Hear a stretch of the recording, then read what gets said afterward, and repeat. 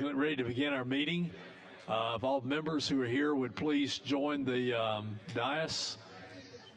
And I know we probably have some people online as well. How you doing, sir? Good to see you. Yeah, unlike general fund, we're going to start on time and try to finish on time. Can you kill the noise on that?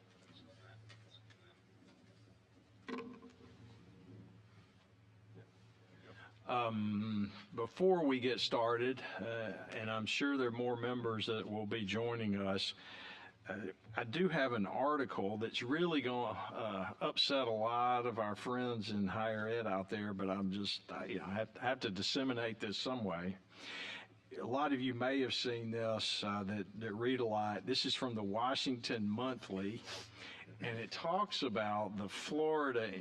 Representative Baker, if I could make you the monitor for the front row. It talks about the Florida system and how they came under one, we'll refer to it as a board of regents, and in the state of Florida. I'm not saying the state of Florida is the end all, the be all, but it is an interesting article when it comes to governance, and our situation here in Alabama is different from a lot of states. And the reason I wanted to circulate this is that, across the country, you find a lot of different models. That's not what we're here to talk about at all, but I will be circulating this to members that aren't here as just a FYI, an interesting read. We're not planning on doing anything on this, but it is something, food for thought to always consider regarding the governance in higher education in our state. I've heard it said once and probably many times about the number of colleges and universities we have in our state for a state our size. And again, I don't see that changing. I know for myself, I don't think Representative Garrett, Chairman Garrett, has any ideas to change that, but it is healthy for our membership to know kind of what else is out there across the country when it comes to various models. So we're here today to talk about outcome-based funding for students and how we can use resources or funding to get results that we hope to see from the legislative point of view when it comes to using that funding to get the outcomes that we hope to see from our institutions of higher education. Chairman Garrett and I thought it would be important to have a high-level overview for the members, and I know we have a good number joining us online, but have a high-level overview of what does the landscape look like for higher ed outcome-based funding models, what's out there as we here in Alabama consider going down this road for our institutions here in Alabama. So what I'd like to do is introduce our speaker. If Chairman Garrett, you got anything else? Just one more. Yeah, we have no preconceived ideas or opinions. We do know that the educational landscape is changing, certainly in K through 12, but it's certainly in higher ed as well. We all know there's a student cliff, enrollment cliff that's going to be looming, and that's going to impact what we do. What we don't want to do is just continue to march along without giving thought to some of these dynamic changes. The other thing that's, I think, important to realize is that we have the lowest labor participation rate in the country. I was recently at a higher ed conference and was actually told, I'll paraphrase, that our emphasis on workforce participation was not being very helpful to the four-year institutions. I disagree with that assessment, because I think that the whole point of this is we certainly want to have the four-year institutions play the role they need to play, but also we want people to stay in the state. We want graduates to have careers they can do in Alabama, and needs to be in line with where our workforce needs are, which is what the market will demand. So I just want to say that we have no preconceived ideas, but we're also not rooted in what we're currently doing now, because that, if we do that, we're going to be left behind. So just want to make that comment. We look forward to discussion and interaction, just like we had on the RAISE Act with we changed the funding for K through 12.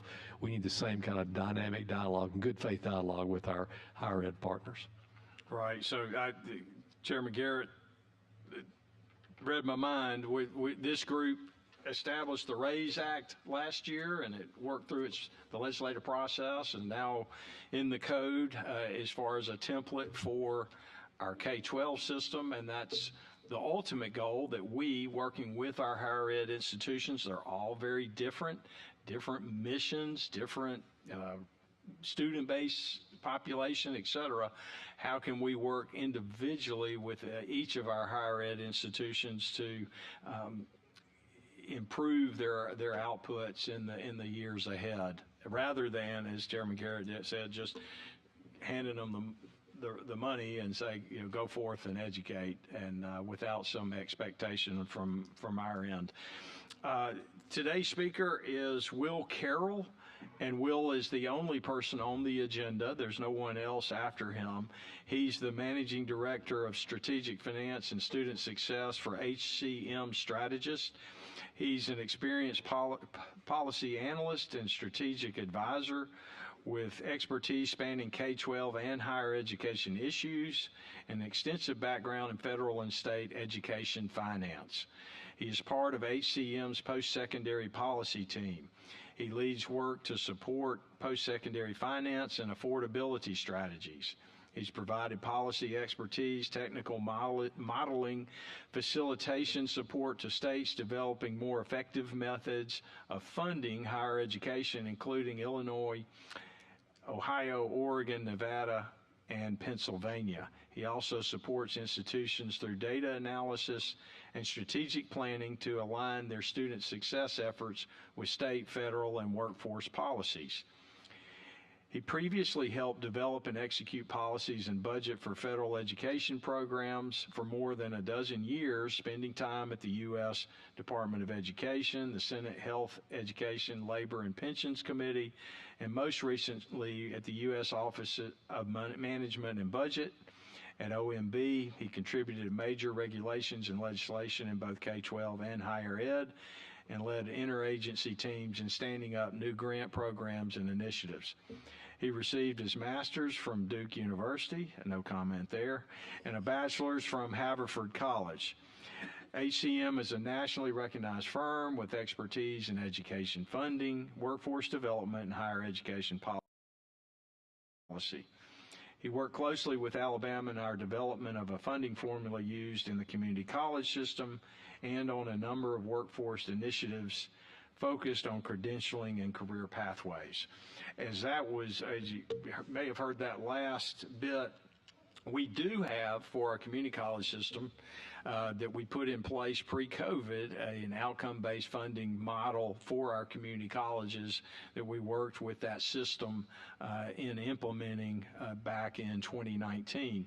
The course difference is that is a system, one board of governance for the whole system, and one chancellor overall. Here we have a very, very disparate, as I said, higher ed community in Alabama, very different landscape with our institutions of higher education in our state. So it's going to be a little bit different and certainly not as easy as it was back in 2019 to implement.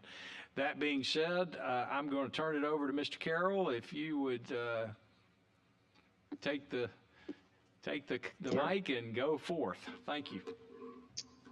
Yes, thank you, Chairman Orr, Chairman Garrett, and members of the committee. Can you all hear me okay? I just want to make sure that I'm coming through. You're good. Can folks hear me? Yes, Yeah, we can okay, hear great. you. Great. All right, and I will be sharing my screen, so let me just pull this up. And then just want to double check that you all are seeing the slide deck as well. Is that coming through?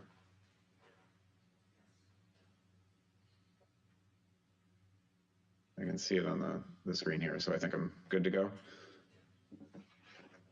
Okay. All right.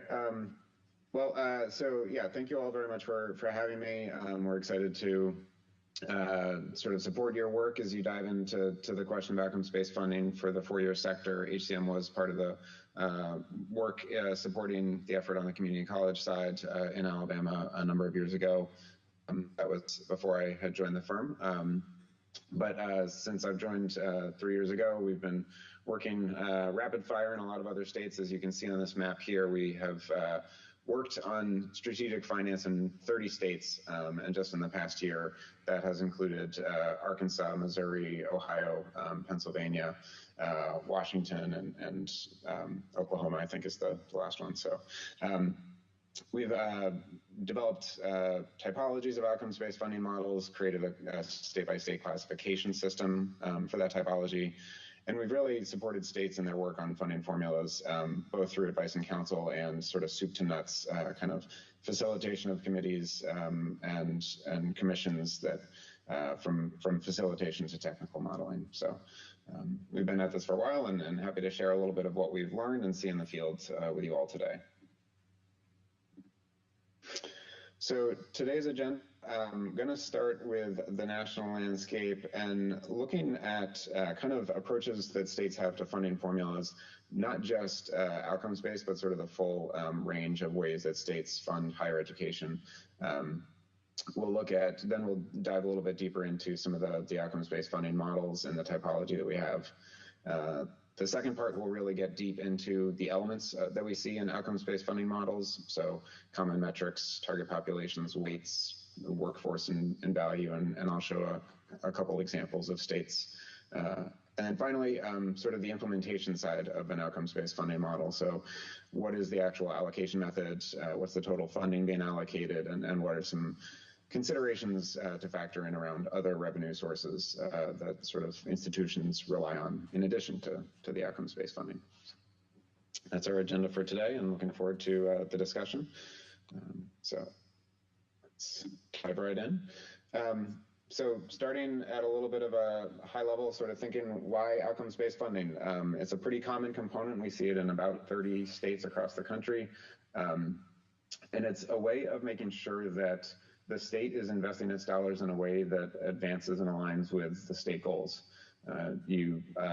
Many states have attainment goals, and so completions, rewarding the completion of degrees is a way of making sure those dollars are paying for the success of students reaching that attainment goal. There's a lot of emphasis on student success measures, which may be from just progression from freshman to sophomore year, might be successful transfer or completion or success in the workforce. But all those may show up in state strategic plans, in state goals, and it's important to have funds aligning with those. And then finally, target populations. States may have sort of strategic emphasis on certain populations. Maybe it's bringing adults that started college, dropped out, bringing them back to help them finish their degree. So there's a lot of ways to advance those priorities as well. And we've seen states incorporate OBF in response to different circumstances. And so lots of different reasons for pursuing this. Sometimes it's a way to a little bit of a dynamic between appropriators and the institutions or appropriators in the system, where there's a desire for greater investment in the system, but there's a desire from the legislature or from the public for that to come with a little bit of additional transparency and accountability about what that funding is being used for, or how it's being, like the purpose behind it. So that funding sort of in exchange for accountability is one thing we see a lot. OEF is sometimes implemented when there's a big increase in state funding, like we just saw in the state of Texas in their community college system a couple of years ago, but it's also sometimes implemented when there's a cut in order to sort of make sure that cut is allocated in a strategic manner. And then finally, we see certainly an increasing emphasis from policymakers and the public on the question of value in post-secondary education and outcomes-based funding, again, as a way to sort of... Let me just interrupt you. This particular slide is not in the handout. I'm not sure why, so we need to get a copy of that to the members. Okay. All right, we will, I can resend the version after we finish here, but sorry about that. All right, so we'll dive into the national landscape here. Want to start with what we at HCM have sort of developed in terms of a set of principles around a strong post-secondary finance system. There's a little bit of text on the next few slides, bear with me, and I think this is important grounding for the rest of the conversation. So first principle is that the funding system should be linked to clearly established goals and objectives for higher ed. This gets at the purpose of that prior slide, aligning the investment with those state goals. This attainment goal or strategic priorities are often the anchor for that. And the second principle being that it should have a defined adequate level of resources required to deliver quality education. So we want to make sure that institutions have the resources they need to execute on their missions, and a funding system should sort of recognize those needs. Hey, Will, let me interrupt. For you members with this handout, it unfortunately has every other page. It was supposed to print front and back. So we're getting copies made now, but it's going to take a few minutes. So sorry that that didn't get translated. But so just watch the the PowerPoint. It has every page, obviously, but we'll get the paper copy to you. Okay. Thank you. Yep. All right, so then the second set of principles here is drill down a little bit into kind of how they might show up in a funding formula. So we want to see a funding system that includes a minimum level of funding to support fixed costs.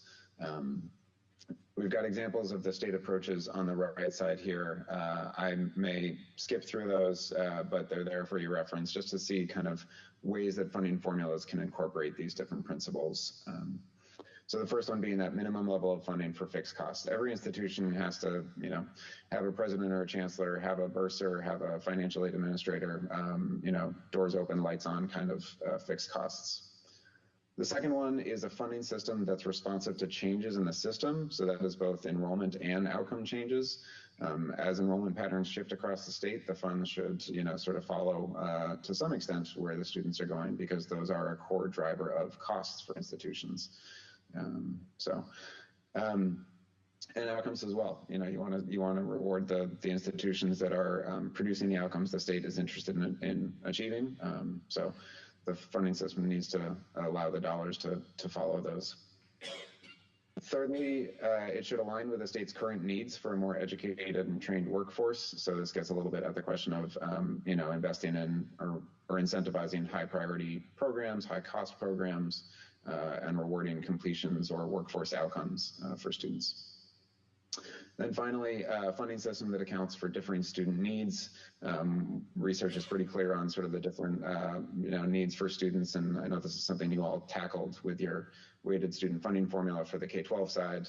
Issues sort of remain the same on the higher ed side as well. So important to account for those different needs at the post-secondary level.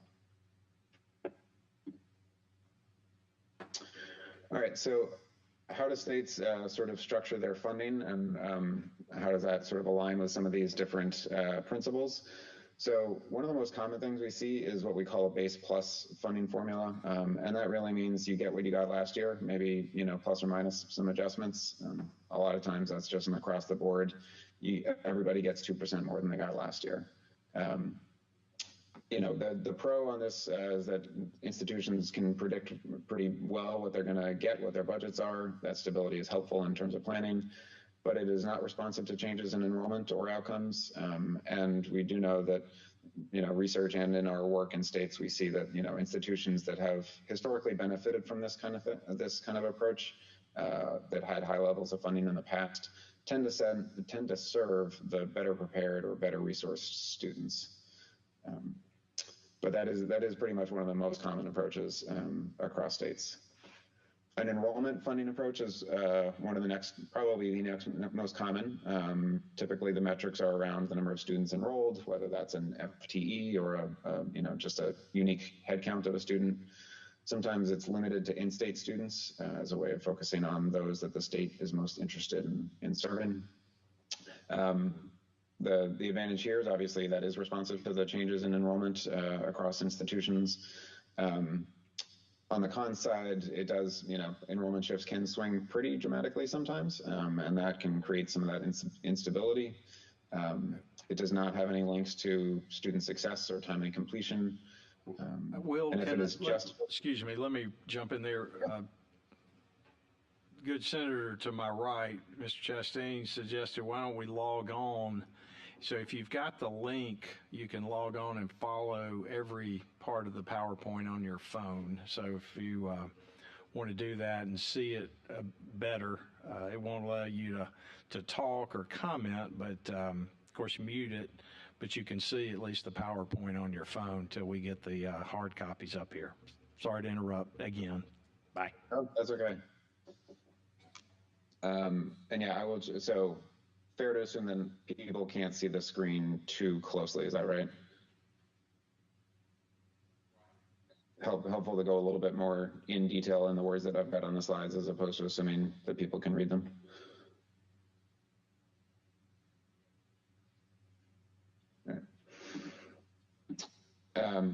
Okay, so last set of sort of different approaches to funding, weighted enrollment.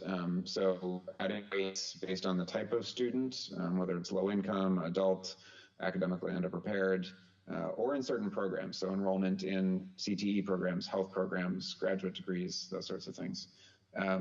This incentivizes sort of the access and focus on success for particular populations in the state.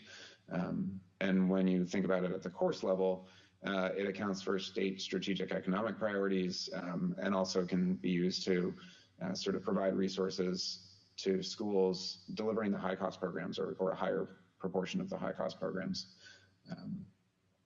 The cons are pretty much the same as a typical or an unweighted enrollment formula. There could be sudden shifts in enrollment that create instability, and there's not a strong incentive here on student success. Which leads us to outcomes-based funding, where a school's allocation is based on that institution's performance on a set of metrics. They might be progression, completion, efficiency, workforce outcomes. The advantage with this model is that it is really aligning those state dollars with the state priorities, and creating an incentive for institutions to really put their resources and their efforts towards student progression and completion.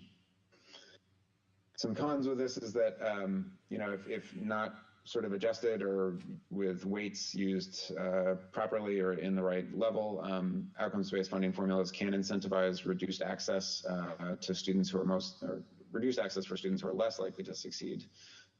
So that sort of cream skimming effect can be counteracted with weights for students who need the most supports. And then finally, institutions do need the sort of resources to compete on a level playing field for outcomes. It's important to make sure that they all have the resources up front to serve the students that they're serving, and then be able to compete equally for the outcomes that they're held accountable for. Will, can you elaborate on that point? I'm not sure I understand leveling the playing field. To me, does that not dilute or diminish the outcome goal? I think we tend to think about it in conjunction with it. And I've got a little bit of a slide about the interaction between these issues a little bit later on, but it's a good thing to unpack. So an institution that serves, 60% first generation to college students compared to an institution that serves 10% first generation, you just know based on those numbers that it's going to be harder for that first institution to graduate 90% of its students on time or something like that. And so if the state formula can provide some of those upfront resources to provide the student supports to get them closer to that graduation rate, then, they're able to sort of compete for an outcomes-based funding formula that is on those outcomes. Does that help? Thank you. Yep. All right, so looking across the landscape nationally in terms of, states have really built combinations of these different formula approaches. So we do see a lot of the four-year sector still with no formula at all. So just kind of the legislature appropriates by institution, or this base plus model, less common on the two-year side of things. And then we really see a lot of institutions in this hybrid model where they've got some base funding, plus an enrollment formula, or base plus performance, or all three of those combined. And really, over the past 10 years, we've seen states move from that traditional model towards the hybrid. And just Alabama's situation between the 2 year and the 4 years really kind of is what we see most commonly in the country, where the 2 year sector has this hybrid approach and the 4 year is more in the traditional bucket.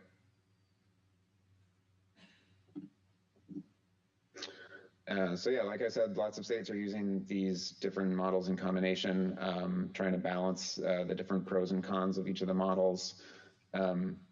Increasingly, we're seeing more states sort of adjust their weights to reflect student needs, including things like a minimum base funding, either per student or per school, using weighted enrollment funding approaches, or outcome weights that sort of prioritize certain student characteristics. We also see a lot of states that are sort of recognizing mission in important ways. So either an add-on to the funding formula, for things like medical schools, research, and some of those other specialized mission elements for institutions. And we are seeing this sort of trend towards the sort of three issues of adequacy, of outcomes, and of this issue of sort of variation in student need and institutional mission. So this is sort of the issue we were just speaking about, that it's important to kind of understand that basic level of resources required to, run the institution, that it's important to have outcomes that are focused on value in particular. And then it's important to recognize the sort of current gaps in outcomes and the different costs required to achieve outcomes for different populations or programs. And so, again, it's that sort of interplay there is thinking about how to provide sufficient resources upfront in exchange for accountability on the outcomes on the back end. And as an example of this, I mentioned the Texas Community College funding formula. They just revamped theirs a couple of years ago. On the adequacy side, they have this base tier funding, which sort of sets a minimum amount that the state will guarantee they receive based on the size of the institution, based on the student population that they serve, with weights for, I believe it's adult, low income, and academically underprepared. Then their outcomes-based funding, which actually makes up, I think, 95% of their funding formula. One of the big metrics there is the credentials of value. So basically positive ROI credentials. And then both on the enrollment and the outcome side, there are weights for populations of adult learners, low income, and academically disadvantaged. And those weights came about from a pretty rigorous statistical analysis illustrated on the right here of what it cost under the previous funding model to produce a successful outcome and how that cost differed by student population. So you can see here that they sort of found that the cost of producing a successful outcome for a student without any of these other characteristics was $4,500. For adult learners, it was $11,000, $11,458. Low income was around $5,900. So they used this research finding to kind of help them establish which populations to prioritize and what size weights to build into the formula.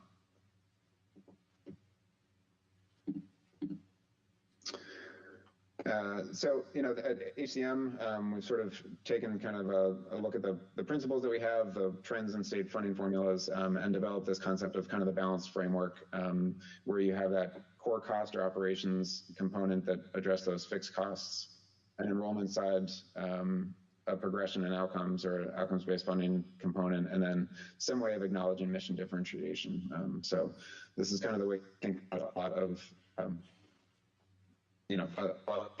work in states right now, sort of trying to address these different issues. And we'll be digging in for the rest of the conversation to outcomes-based funding in particular. Will, I have one question. This may be just for another day, but in all of the formulas we've looked at before, do some states, I believe, do have guardrails on tuition? Is that right? Like caps, Yeah. tuition freeze or tuition limits. Does that ever, Yeah. is there interplay with that, with this in any of these states, or is that just a separate issue altogether? It varies. I know there are some states that have sort of if the state increases its operating funding by this much, then tuition can not go up by more than X. I've seen that in a couple states at least.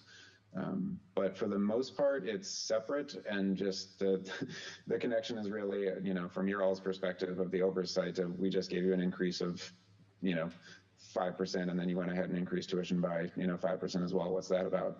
And so I think there's a more informal relationship in most states. Thank you. Yep.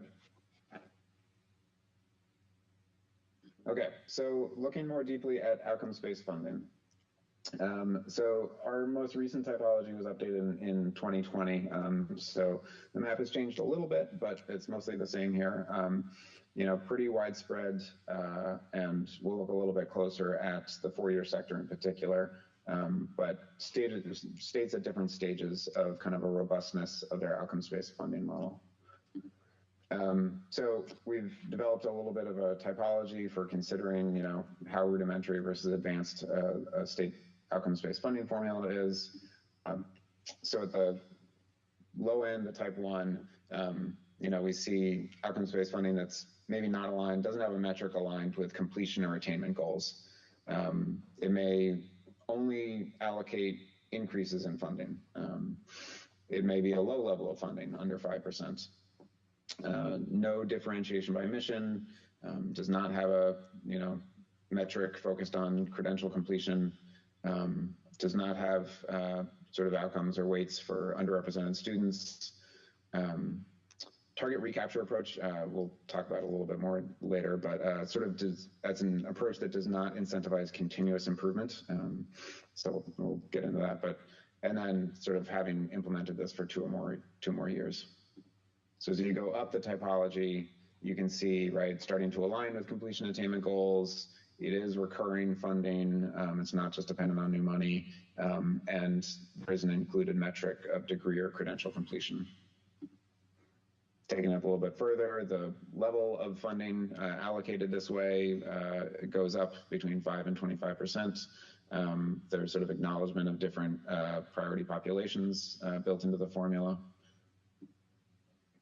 And then finally, the highest level, we sort of use the 25% of total state funding on an annual basis going out through the funding formula, that there's a sort of emphasis on continuous improvement, not just hitting a target and not being rewarded for any success over that target, and sustained implementation. So that's the highest level in the typology. And here's a look at the four-year sector. Again, this is from 2020, and so there's a little bit of an update. Minnesota has a little bit of a outcomes-based funding. West Virginia now has an outcomes-based funding model. Michigan is not using its funding formula, its outcomes-based funding formula. And I think a few other states are kind of in progress on developing some, but this is what it looks like. And you can kind of see sort of some of your neighbors, Louisiana, Arkansas, Tennessee, Kentucky, are in that type 4 advanced category. So just a snapshot of the landscape in the country. And so let's dig a little bit into some of the elements in outcomes-based funding models. So what we see across all of these states, their common elements, definitely the most common is degrees and certificates. That is sometimes just the total count produced in a year. Sometimes it's a graduation rate. It can also be a count of on-time completions. So, within 6 years for a bachelor's degree, sometimes within 4 years for a bachelor's degree. On the progression side, there's emphasis on, or there's metrics around fall-to-fall retention, thresholds on completing your first 30 credits, on your first 60 credits, as a way of recognizing the path towards eventual completion. Transfer metrics, very common. You'll see a 2-year to 4-year transfer metric in a community college system. And then on the four-year side, you might see a metric on completion by students who transferred into the college. And I think it's really important to have that kind of on both sides of this, right? Have a transfer metric on the 2-year side and on the 4-year side, so that they have that joint incentive to work together, because that's so much of what is involved in transfer success is that sort of collaboration and cooperation. On the workforce side, we see metrics around job placement. We see some on like certification, licensure, and we're increasingly seeing around wages and return on investment, those sorts of things. On efficiency, there's sort of two types of efficiency metrics. One is kind of the cost to operate, so admin expenses, efficiency in spending. And then the other is the cost of students, so an affordability type metric where it might be degrees per, well, I guess this is sort of an efficiency of production, but degrees per 100 students. You can also see excess credits at graduation as a way of capturing, efficiency and affordability for students. And then we see weights around things, underrepresented populations, target populations, and high demand degrees as well.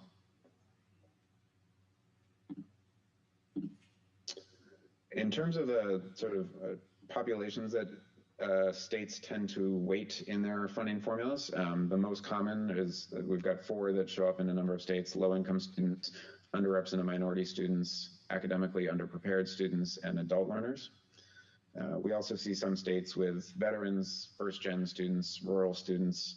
We're seeing a few more consider parenting students as data on that becomes more readily available. Yeah, the 4 most common are pretty widespread across the states that use these formulas. I wanted to share a little bit of some of what we're seeing in terms of workforce outcomes and value in states. This really is a growing area. Some of the states that are listed here in the examples are pretty new in terms of having these types of metrics, but at HCM we've sort of developed this level of tiers related to value, and it's just getting more and more granular at kind of the student level outcomes. So starting at the top here, states think is the student completing a program that's designed to lead to a high wage job? So, a computer science degree, we know that computer science graduates go into high wage fields, and so we're going to weight the completion of a computer science degree. We see that in Arkansas, Louisiana, Kentucky, and actually a number of other states as well. Going a little bit more to the actual workforce outcomes, you can ask, are completers of this program successfully prepared for their occupation? And that gets into licensure and certification, which North Carolina, actually there's a Virginia program that gets at this too. Then getting into, do completers get a job? Are they, looking at job placement rate? You can use your state unemployment records data here to make sure to see if completers are working in a job, regardless of what field it might be. Going further along, does this program lead to good wages in the state on average? So, looking at the wages in addition to the employment, we see that in California, West Virginia, Florida, and then finally, Texas is the only state that has operationalized an ROI metric so far, asking, are students better off than if they hadn't gone to college or attended this program? But we see Arkansas and Ohio taking steps to implement a metric that asks this question pretty soon.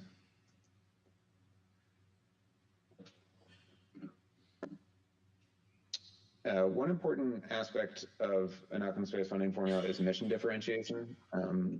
Somewhat of a level playing field is also, well, our institution is designed to, do a thing that no other institution in this state does, or, we have a really big emphasis on research, we have a really big emphasis on access, whatever it might be. States have really shown how you can incorporate those different missions into a single funding formula. So Tennessee has different metrics for the 2-year sector and the 4-year sector. 2-year being more focused on workforce outcomes, 4-year sector being more focused on research. West Virginia has similar metrics across the sectors and for every institution, but they assign different weights to each metric based on the institution's mission. So that allows them a little bit of, they're all advancing common state goals, but one institution that focuses on a goal in particular may weight that metric more heavily in their calculation. Then you can dig into the Wisconsin example here is institutional selection metrics. So Wisconsin has 10 metrics. And you have 10 metrics, institutions can choose 7, and then they're compared against other institutions that select that same metric. So it's sort of making sure that they're compared against their peers or people that are also addressing that mission, but giving them some flexibility to choose what they're focusing on. And then finally, Texas at the 4-year level has research-specific funding formulas or metrics within a funding formula. So you can also sort of have an add-on formula that addresses a particular type of mission for an institution.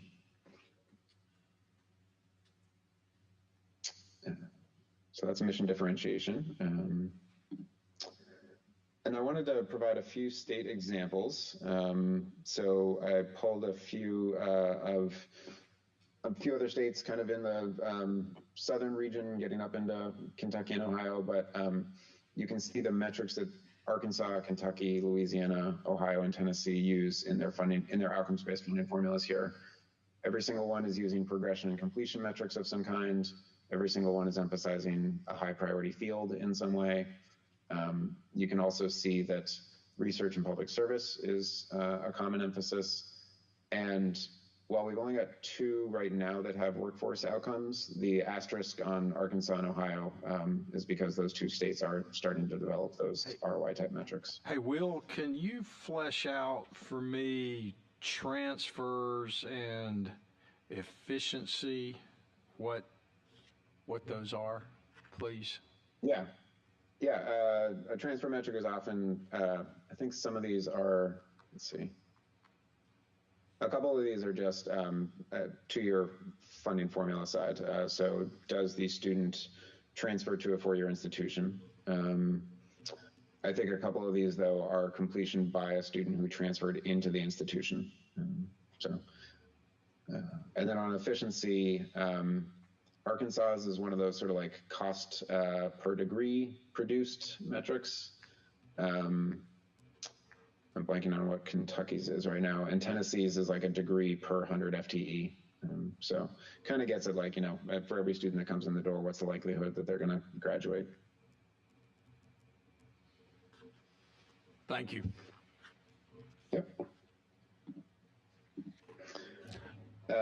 Will, can I ask a question? Yeah. Let me ask a question. Yeah. How many states do not have, or do you know how many states do not have like a regent type for 4-year?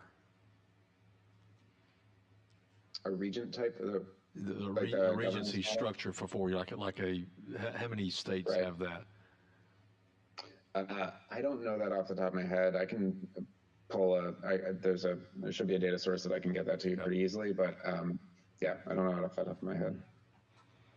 I mean, I think it is more common at the 4-year side, which is why you see fewer of those,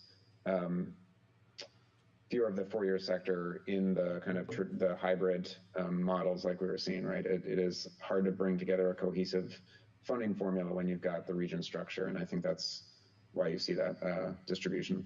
If you could get that information, that'd be helpful. Definitely. Senator Roberts, had a question? Will Dean Roberts, public sector and public service and research. Can you flesh that out a little bit? Really, the public service.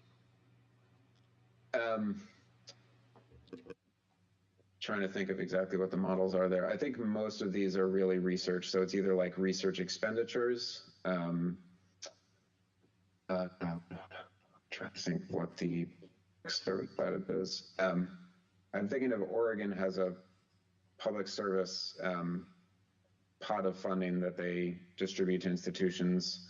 It is less of an outcome-based. It's more of a enrollment-based pot, but When we work with states, we do hear, particularly from 4 years a lot, that their sort of value to the community is something, in whether as an employer, providing, sort of educational opportunities and cultural opportunities to the community. That's something that they value as part of their mission, and often try to sort of speak to in a formula. It's harder to bake into an outcomes-based funding formula because it's very hard to quantify.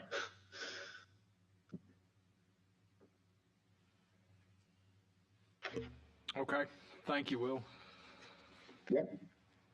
All right, so target populations, just to give you a sense, low income is the most common across pretty much all states, but certainly in all these 5. We see underrepresented minority used in 3 of them, adult used in 4 of the states, and academically underprepared in 3. Kentucky just added a first-gen population weight to its funding formula, but that isn't reflected here, but wanted to flag it. So it would seem to me that first generation would be a strong category. Is that kind of emerging, or what? Yeah. The hang up there is probably data quality. It's not a data term that is consistently defined across states or even within a state. So states, I think, are taking the first step of making sure that they have good quality data from their institutions on that. But we are definitely hearing from more considering that.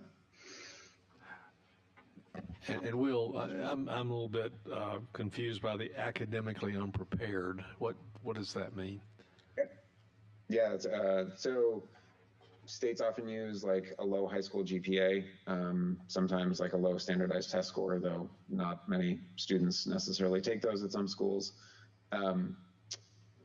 Assignment to a developmental education course. So it's, and actually one thing that we're seeing more of is like considering, did they go to a high school that doesn't send many students to college? That might be an indicator of academic underpreparedness.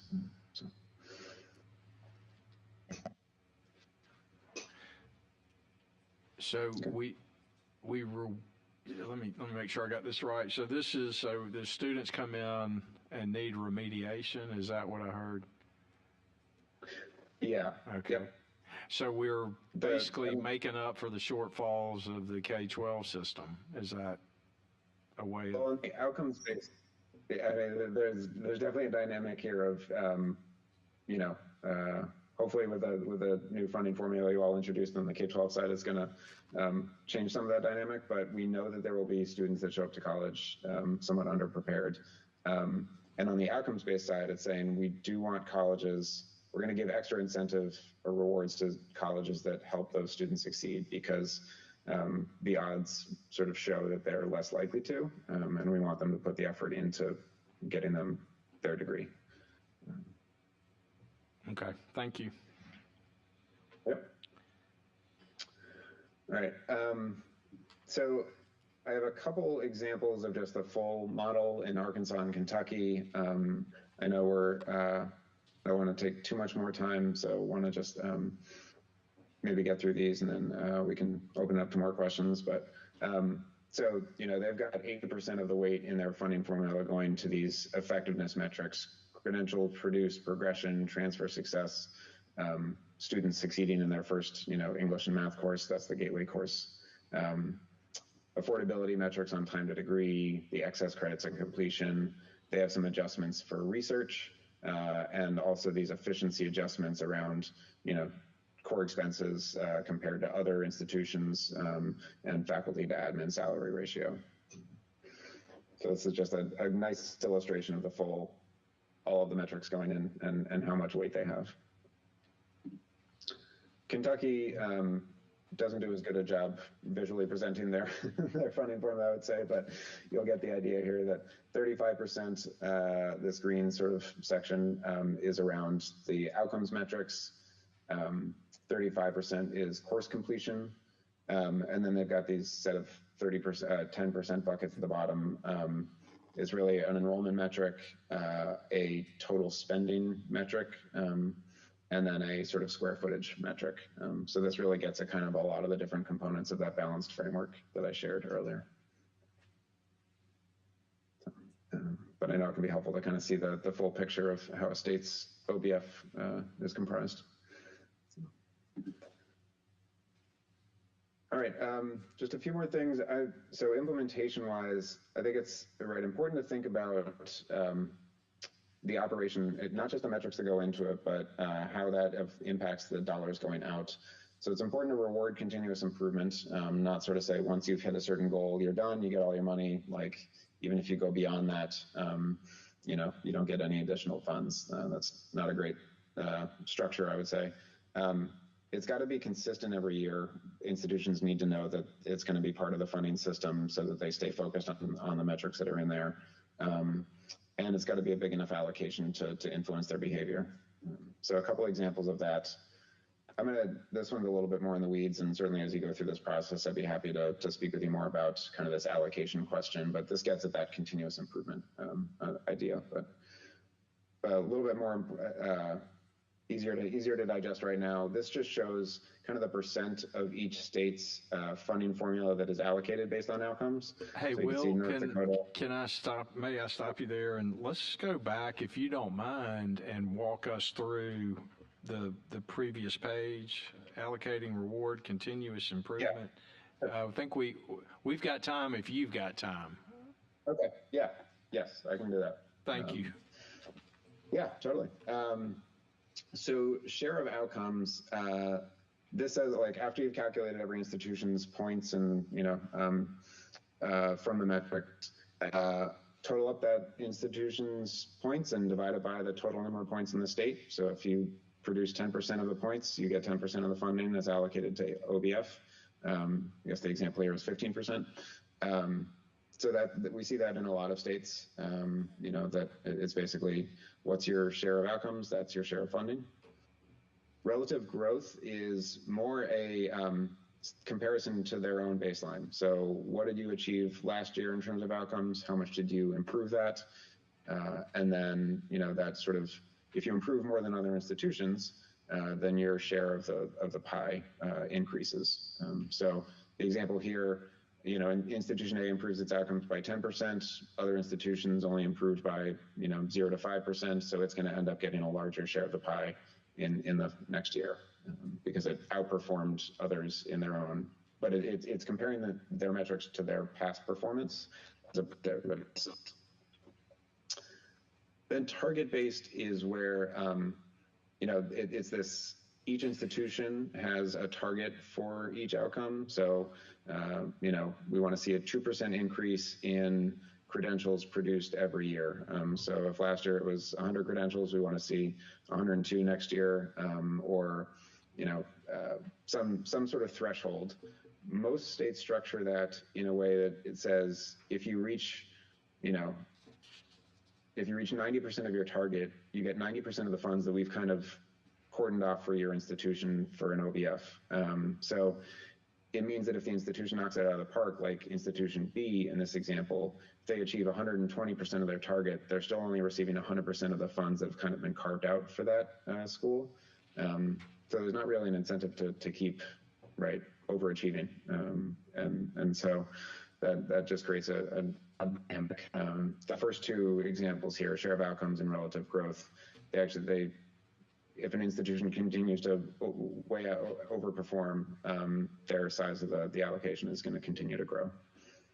So let me pause and see if there's any questions on that one in particular.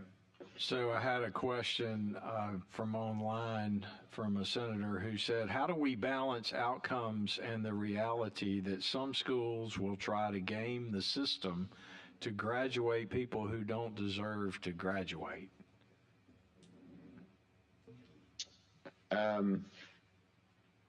Yeah, I think the question of institutional behavior in response to the metrics is always it's a tough one. I think there was some research that found that like Tennessee's like original 2010 version of their outcomes-based funding kind of had maybe an overemphasis on short-term credentials, and so they saw just a burst of institutions starting to award these credentials, and so they quickly revisited their policy and kind of changed that incentive so that it was more focused on the longer-term degrees. So I think it's continuous monitoring. I think there's, you know, continued discussion about how institutions are addressing this, but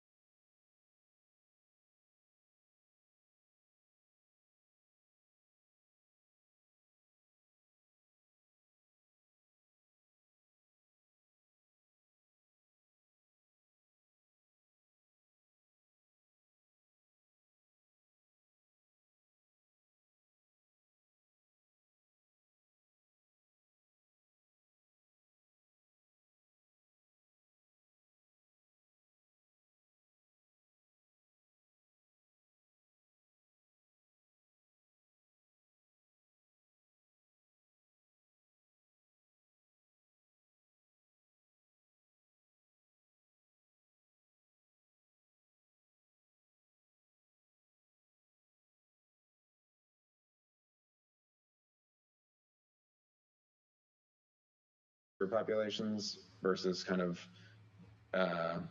just overall system success and graduation rate, you know, that are producing a lot of high quality research, a little bit more on the I don't know, rigorous or sort of prestige side. So it's just a different approach there. On the next slide, you've got the portion of state funding that go. Is this in Florida's low on that? So is that part of the answer as well? Yeah, it can be. I mean, probably one of the other examples is low on this as well too. If I look at it, maybe not. Louisiana, Kentucky, Tennessee. Oh, yeah, all the others are pretty high on the list. You're right. Yeah, Florida's has. Florida's is probably about the same as it was in 2020. But yeah, I mean, I probably could have fit in one more row. No slight on Florida necessarily. Well, no, I think we look at Florida. We benchmark a lot of what they're doing, the education side, and so I just was curious if there was a reason why they were not included here. It'd be interesting to know more about what they're doing and if that's successful. Yeah, I think they. Let's see if I can jump back to. So they show up as a type 1, I think that's what that shading is, in our typology. And I think the major reason for that is because they do have sort of that target-based approach. I think they also have less emphasis on underrepresented student success in their funding formula than the tier 4 institutions. So. Okay. Yeah. Let's see. So yeah, the point I wanted to drive home with this is that, you know, outcomes-based funding can sometimes just be a very small percentage of overall state funding. And so, you know, to that point about it being big enough to drive behavior, you know, you do want institutions to think about how be planning around these state goals that are embedded into the funding formula, right? And it has to be big enough to make that happen. In Michigan and Hawaii and Oklahoma at the bottom, you know, whether they get their full amount of outcomes-based funding or not is not really going to change their budget as much as enrollment and, you know, tuition levels and all that other stuff. So, which brings me to the next slide, which one other project we did was mapping kind of the incentives that are embedded in all of the revenue streams that different institutions face. So this looks at Ohio, and this is community colleges in particular, but community college funding in Ohio, 42% of that funding comes from the state, 40% comes from tuition, 18% comes from local sources. So the state funding is pretty much entirely outcomes-based, but tuition and local sort of are enrollment or subject to local priorities. And so within a state, you know, that even if 100% of your state funding is outcomes-based funding, it may only show up as 40% of the institution's incentives. And so it's just important to kind of understand what the dynamics are of all the other influences that they have. And in a state like, you know, Florida, that state funding would actually only be about 15, 20% outcomes-based funding, the rest being, I think it's base funding. So that's almost another category entirely. But yeah. So that's sort of everything I wanted to cover with you all today. So just kind of a quick recap. You want your funding formula to account for state goals, student needs, for institutional costs. Those are kind of the three major things we think should be reflected in a funding formula. A balanced approach to a funding formula that hits on all the principles that we laid out includes things for core costs, for enrollment, outcomes-based funding, and mission. We see about half of states using outcomes-based funding in their four-year sector. In terms of the elements themselves, progression, completion, weights for target populations are the most common metrics that we see. We see a growth in states thinking about workforce outcomes in their metrics in OBF. From the sample states that we saw, a lot of high priority fields, a lot of research, low income, adult metrics common across those 5 states that we looked at. And then in terms of implementation, you want to make sure that your formula is designed in a way that allocates a sufficient amount of funding to drive student outcomes and institutional behavior.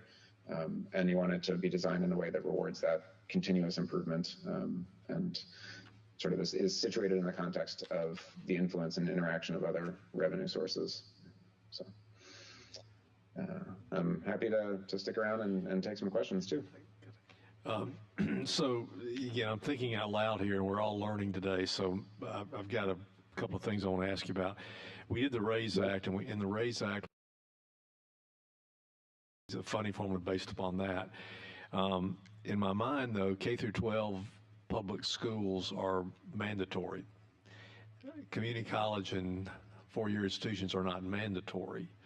So in my mind, I wasn't thinking that we would be allocating a formula similar to what we did in that, because I think the goals are different. In my mind, the outcome-based funding was going to be more focused on the institutional strategy and outcomes that were aligned with the state goals, which could be workforce, could be a number of things. In other words, rather than have a formula that says you have the student in your institution and you get money for that student, I was thinking we're looking institution just saying we see the need that the state has, we see what the goals are, here's our response to that, and it may be workforce, it may be research, I don't know. I guess that was a difference in my mind. Am I off base, or what do you think? I think it depends on the category. As far as what the institution is attracting, say take first generation.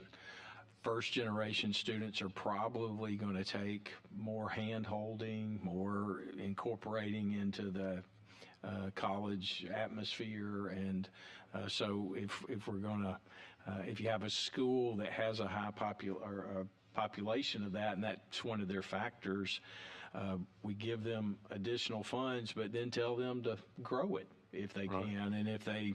But the first generation would be a goal I think the state would have, because we. Yes. So that to me is easy, but just because you got a kid that's in this area that is this, and if you go to that school they get this, I don't see it being that formula driven in my mind.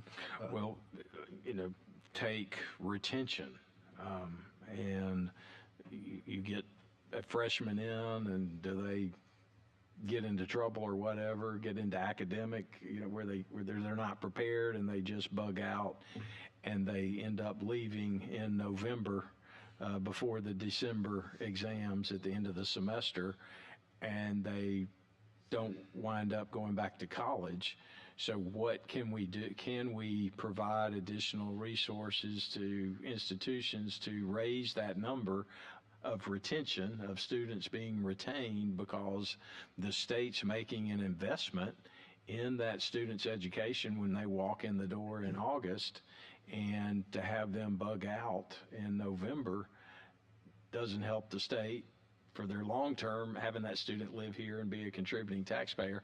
And for the short term, we invested some dollars in there taking a seat at one of our public institutions. So how can we help the colleges retain those type students and increase, again, over time, as I think it was one of the slides in the deck, it does us no good to leave it at a fixed number, like if you hit 25%, or well, that's a terribly low number, but 85% retention, then we'll reward.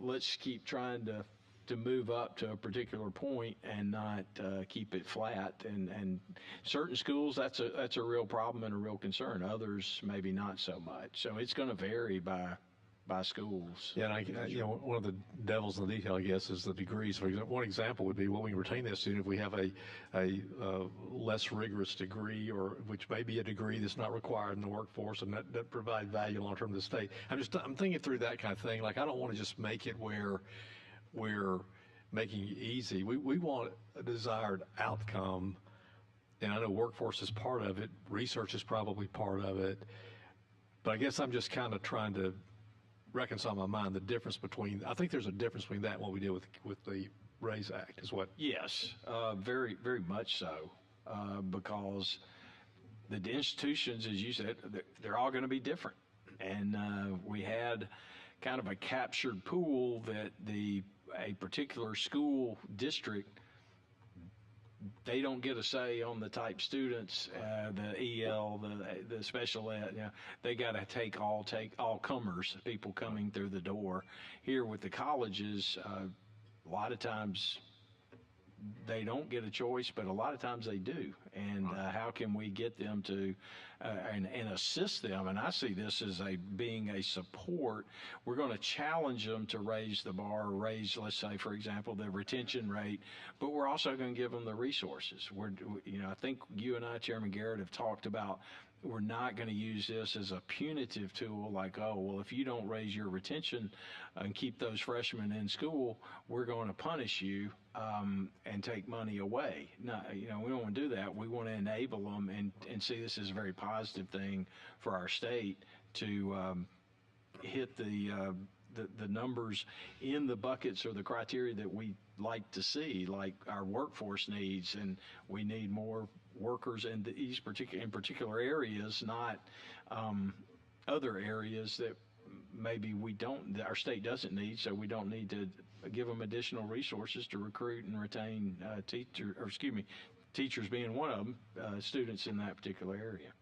Senator Chastain, do you have this question? Yeah, if I could, Will, question here. Looking at the workforce outcomes and values, the policy objectives under the slide, is this program designed to lead to a high-wage job? My question is this. These states that have moved to the outcomes-based funding, is there a process that these institutions used for underperforming or under-enrolled degree programs? In other words, or do these degrees that they don't have many students enrolled in, what have they done to merge or change some of these programs so that we're not, I saw a statistic recently that's very alarming. It said 52% of college graduates are underemployed. So what have some of these states used to change those outcomes? Yeah, so drawing on that Texas Community College funding forming example, worked with them to have sort of convenings with colleges to make sure that they understood what was really in the formula, and also facilitate strategic planning conversations to help them kind of think about, okay, how do we change our approach in order to align with the metrics that are, now incentivized and that the state wants to see. And a lot of that did involve some conversations around, like, okay, what programs are producing credentials of value, which ones are, developed in partnership with employers, and how do we, especially at the intake side with the students, work on advising to make sure they pick a pathway that is moving in that direction. As well as there was at least one college I remember talking about closing down a number of their low value or low enrollment programs as well. So I think that does happen. I think just having a conversation this morning about funding formulas, if you enact it and just leave it alone for a while and don't talk about it again, it's not going to be as effective as if the state and the system offices and the regions all work in partnership to advance those goals and sit down with institutions to kind of talk about how to make that happen. So there's sort of a technical assistance implementation side that I think needs to come along with it afterwards. to really make those sorts of changes happen as quickly as possible.